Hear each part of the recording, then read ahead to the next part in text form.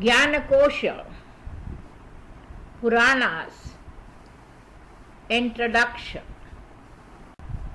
सर्गच्च प्रतिसर्गच्च वंशो मन्वन्तराणि च वंशानुचरितं चैव पुराणं पञ्चलक्षणम्. Vishnu Purana, Part 4. Nimi and description of his lineage. Ishwaku's son Nimi once decided to organize a yajna that was to last for 1000 years. He also wanted the sage Vasistha to guide the yajna. But Indra had already booked Vasistha for a period of 500 years. So sage Vasistha expressed his inability to conduct any other yajna till the completion of that period, and requested the king to wait till he was free from Indra's oblations. Nimi kept quiet at that time. Taking his silence as an approver, the sage began the yajna for Indra. But the king meanwhile started yajna in the auspices of other sages like Gautama. At the completion of yajna for Indra, sage Vasistha hurried back to the earth to conduct yajna for King Nimi. But here he found that a yajna was already in progression. This infuriated the sage to the extent that he poured down curse on Nimi, who was sleeping at that time, to lose his body at once. When the king learnt about the curse and that he was cursed in sleep, he cursed the sage in retaliation to lose his body at once before giving up his own body. By the curse of Nimi, Vasistha's body was destroyed, but he himself entered the semen of Mitra Varuna. Thereafter, one day Mitra Varuna happened to see the Apsara Urvashi. Her enormous beauty caused the ejaculation of his semen spontaneously. With ejaculated semen, sage Vasistha also came out and acquired a new body.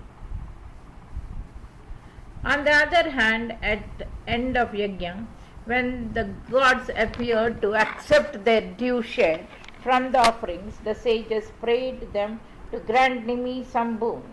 Nimi, however, sought nothing in boon but expressed his desire to stay in eyes of the people forever. The gods granted the desire. Before that, nobody had ever blinked his eyes. Blinking of eyes came into practice because Nimi stays there. In order to save the kingdom from anarchy, the sages churned the dead body of Nimi with a stick of bombax tree and produced a son. That son came to known as Janaka. Since he was born from the dead body of his father, the boy also came to be known as Vaideha. Lineage of Janaka continued as follows: Janaka, Udavashu, Nandivardhana, Suketu, Devavrat, Brihat Dukt, Mahavirya, Sudhirti, Drishtiketu, Haryashva, Manu, Prariti, Kritaha, Devabhita, Budhu, Mahardhariti, Kirtiraj, Maharoma, Suvarna Roma, Harsha Roma, and Shiradhvaj. With a desire of a son, Shiradhvaj was once plowing in the earth when he stumbled upon a picture. In the picture, he found a beautiful baby whom he named as Sita. Description of Somavansha and tale of Pururva. The creator of the world, Brahma, had a son named Atri. Chandrama was the son of Atri. Once Chandrama organized a Rajasuya Yajna and received great powers. Afterwards, blinded by his powers, Chandrama kidnapped Tara, the wife of Brihaspati.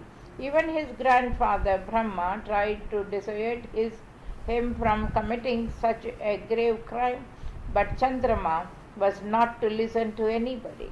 Because his hostility with Brihaspati, the teacher of the demon Shukra, was also assisting Chandrama.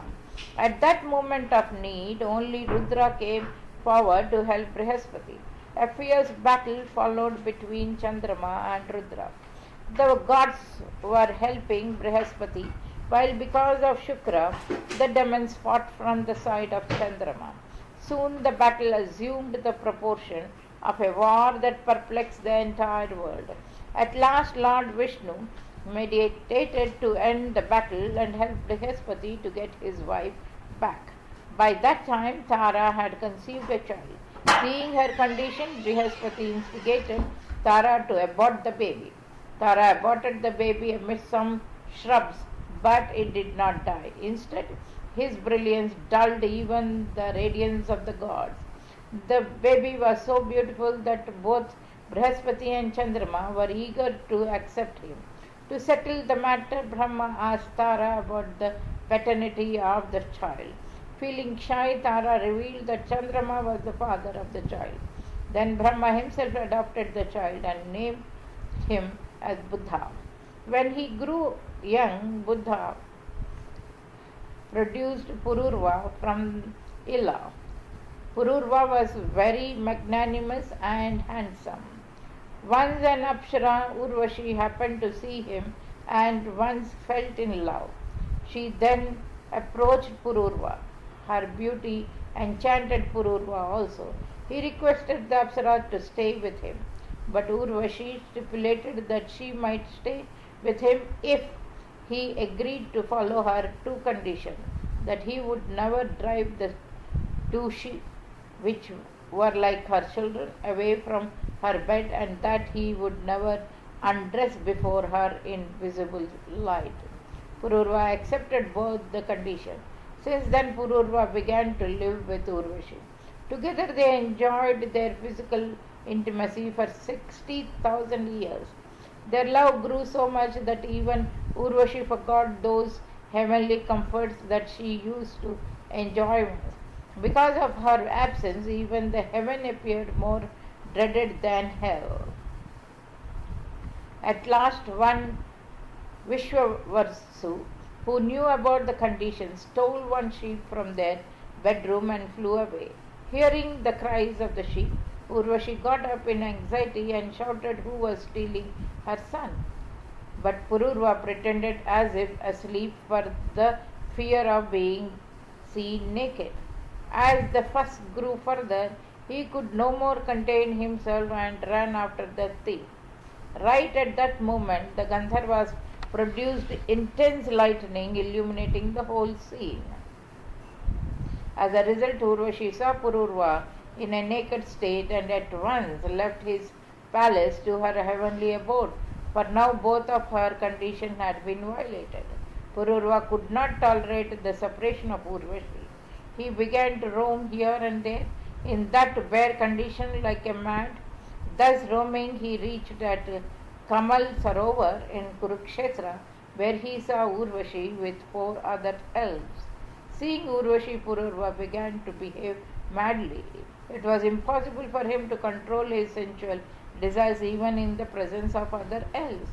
But Urvashi stopped him, saying that she was expecting an issue and after a year she will give birth to his child. She also promised that at that time she will stay with him for a night. After a year, King Pururva once again reached that place where Urvashi handed over his son to son Ayu. As per her promise, she also stayed with Pururva for a night and consequently in a later course gave birth to 5 more sons. Urvashi informed Pururva that because of their love, Gandharvas wished to bless him with a boon. Pururva sought a lifelong union with Urvashi. Gandharvas presented him with an altar and instructed to conduct regular yajnas properly. Then all of his desires would come true. The Gandharvas assured Pururva. But King Pururva left that altar in the forest and returned to his captive. At midnight he awakened suddenly as if from a trance and hurried to the forest to recover his altar. But the altar was no more there. It had transformed into a peepal tree. Pururva got that tree felled and brought it to his capital, where the carpenters made arani, a wooden implement used in ancient India to produce fire from its wood. Since then, Pururva conducted regular yajnas with the help of that arani and attained to the Gandharva Loka, where he was never separated from Urvashi again. Birth of Jamatagni and Vishwamitra. Pururva had 6 sons: Ayu, Amavashu, Vishwavasu, Shrutayu, Shatayu, and Ayuktayu. Amavashu had a son Bhima, and Bhima in turn had a son Kanchan. Jahanu was the son of Kanchana's son Shuhotra. At the time of Ganga's descent on earth, when Jahanu saw his hermitage inundated, he drank all her water. He released the Ganges only when the Devarishis prayed him. Since then, Ganges also came to be known as Jahnavi, the daughter of Jahnu. Lineage of Jahnu grew as follows: Jahnu, Sumant, Ajak, Balaksha, and Kusha. Kusha had 4 sons: Kushambu, Kushana, Adhurtraja, and Vasu. Kusham observed severe penance with a desire to have a son like Indra. Pleased by his penance, Indra himself took birth as his son. He came to be known as Kaushik. Kaushik had a daughter named Satyavati, who got married to Richik. Sage Richik prepared kheer in 2 parts, one for his wife Satyavati and another for Satyavati's mother. Instructing Satyavati, he went to the forest. When Satyavati and her mother were about to eat kheer, her mother exchanged her part of kheer with that of her daughter, saying that her son had to foster the world while the son of the sage had nothing to do with wealth and all that. Satyavati agreed to that and ate that part of kheer which was reserved for her mother, whereas her mother ate Satyavati's part. When Rechak returned from the forest, he noticed formidable changes in the body of his wife. He understood that she had eaten her mother's part of the cake. Angrily, the sage predicted that she would have a son who would be Kshatriya-like in virtues, whereas her mother would have Brahmin-like son. Satyavati begged pardon and requested the sage to change his prediction, saying that the crime was committed by mistake and that she would be happy to have a Kshatriya-like grandson but not a son. At her request, the sage changed his prediction. As per the prediction, Satyavati gave birth to Jamatagni, whereas her mother gave birth to Vishwamitra. After giving birth to Jamatagni, turned into a river named Kaushiki. In later course, as a partial incarnation of Lord Vishnu, Parshurama took birth as son of the sage Jamatagni. Description of Kashya Vansha. Pururva's son Ayu had been married to Rahu's daughter. They had 5 sons: Nahush, Kshatravirid, Ramp, Vraji, and Ananya. Shohotra was the son of Kshatravirid. He had 3 sons: Kashya, Kash, and Grista Samad. Shaunak was the son of Gristamat, whereas Kshaya was the son of Kshaya. Lineage of Kakshaya grew as Kakshaya, Rashtra, Dhitra, Kapa, and Dhanvantri. Dhanvantri's body was free from all the physical faults like aging and diseases. Dhanvantri's lineage grew as Dhanvantri, Ketuman, Bhim, Rath, Didhopadas, and Pratardhan. Pratardhan was also known as Shatrujit because of his conquering his enemies. Since he had acquired a horse named Kulavaya, hence he also came to be known as Ashva. Pratardhan had a son named Alarakha, who enjoyed his rule on earth for 66,000 years. Lineage of Alarakha continued as Sanati, Sunit, Shuketu, Dharmaketu, Satyaketu, Vibhu, Suvibhu, Sukumar, Drishtaketu, Vitihotra, Bharga, and Bhargabhumi. It was progeny of Bhargabhumi who gave rise to 4 classes of people.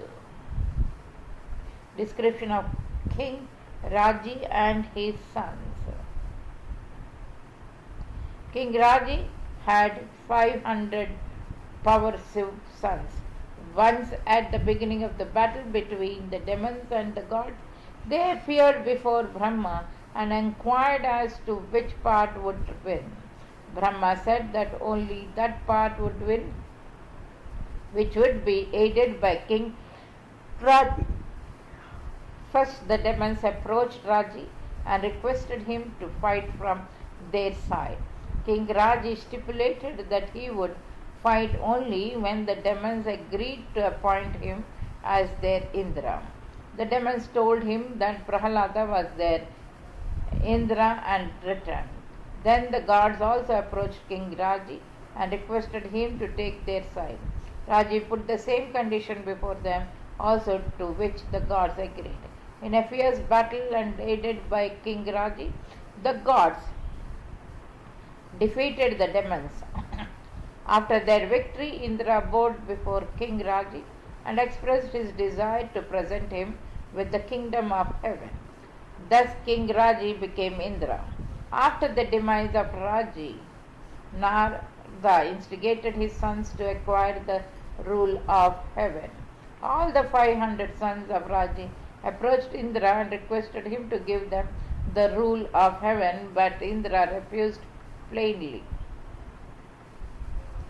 At that, Raji's sons dethroned Indra forcibly and themselves became Indra.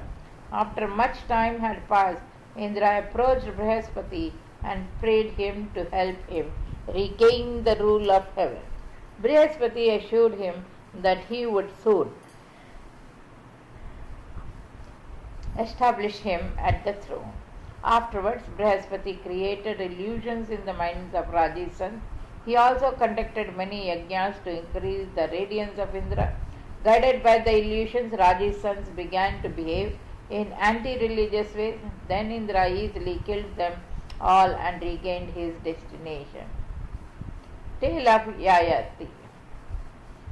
Nahusha had sons, 6 sons: Yati, Yayati, Sanyati, Ayati, Viyati, and Kiriti. Yayati had 2 wives, Devyani, the daughter of Shukracharya, and Sarmishta, the daughter of Vrishaparva. Devyani gave birth to Yadu and Turvasu, whereas Sarmishta gave birth to Dhruyayu, Anu, and Puru. Because of the curse of Shukracharya, old age had descended on Yayati prematurely. Yayati then requested his eldest son, Yadu, to exchange his youth with his old age. But Yadu refused. Then Yayati requested each of his sons one by one, but all of them refused plainly for the fear of getting old prematurely. At last Yayati's youngest son, Puru, gladly accepted his request and gave him his youth. Regaining the youth, Yayati once again indulged in carnal pleasures with both his queens. But every day his desire for pleasure increased like a fire flared up by heat.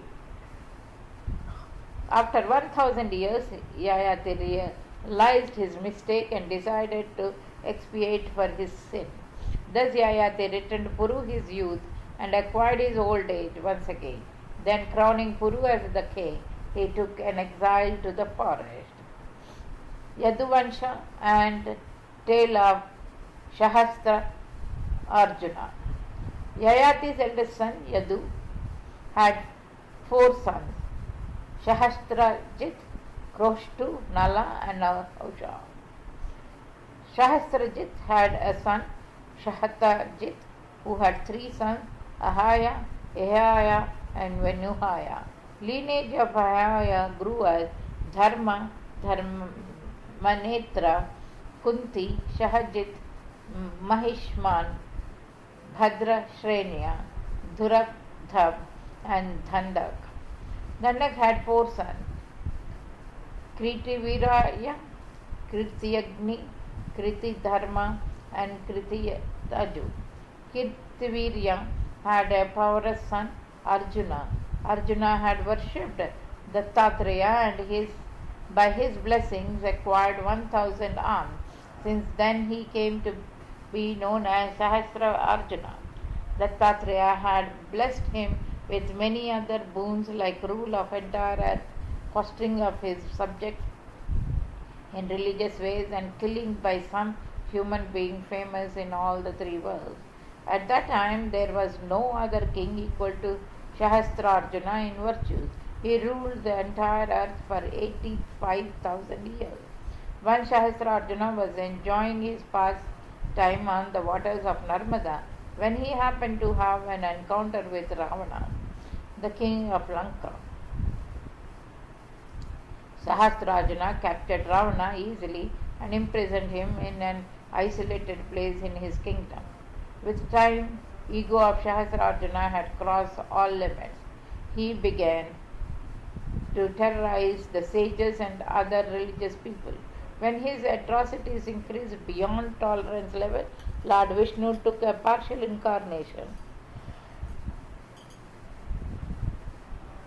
as Parashurama, the son of sage Jamadagni and Renuka. As per the prediction of sage Rijik, Parashurama grew with Kshatriya like virtues. He had in fact taken incarnation to relieve the earth from the atrocities of egoistic kings. Parashurama had received arms training from none other than Lord Shiva. He was very obedient to his father and had beheaded his own mother by the parashu that he has received from Lord Shiva at the dictate of his father. In due course, Parashurama not only got Ravana released from captivity but also killed Sahasrarjuna. Sahasrarjuna had 100 sons, among whom Shur, Shursena, Vrishasena, Madhu, and Jayadwaja were prominent. Jayadwaja had a son, Talijunga. Talijunga had 100 sons, among whom Vitithotra and Bharata were prominent. Bharata again had 100 sons, whereas Madhu also had 100 sons, among whom Vrishi was prominent. After the name of their forefather, Yadu, this clan came to be known as Yaduvansha. Description of Kroshtu Vansha. Lineage of Kroshtu grew as Kroshtu, Dhwajanivan, Swati, Rikshanak, Chitraratha, Rashibindhu. Rashibindhu had 1 lakh queens and 10 lakh sons, among whom Prithu Sharva, Prithu Karma, Prithu Kriti, Prithu Yash, Prithu Jai, and Prityushan were prominent. In their lineage later on occurred a king named Jayamadha.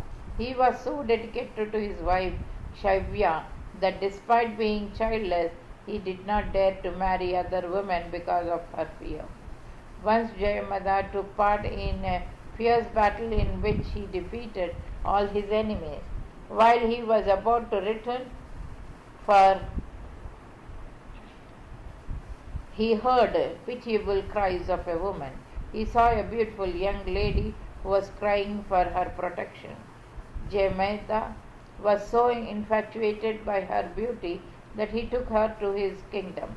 When they reached at the gate of the palace, the king saw that the queen Shaivya was waiting for him along with a big crowd. When Shaivya saw a beautiful young lady sitting beside the king on the chariot, she began to shout at him. The horrified king tried to explain that the young lady was his daughter-in-law. The queen shouted even louder that when did not have a son, once the daughter-in-law came. But the king explained that he had selected a wife for her would-be son. As the effect of their conversation, Queen Shaiva soon conceived and gave birth to a son in spite of her advancing age. They named the son Vidarbha. In due course of time, Vidarbha got married to that lady whom his father had brought home earlier. They had 3 sons, Krata, Kaushik, and Romapad. Romapad had received preaching from Narada. Lineage of Krata grew as follows: Krata, Kunti, Trishti, Nigreti, Dashhad, Vyoma, Jimuta, Vikriti, Bhimarath, Navarath, Dasharath, Shakuni, Karamhi, Devavrat, Devakshatra, Madhu, Kumaravansh, Anu, Kurumitra, Anshu, Satvak. Satvak was the forefather of a clan that was named after him.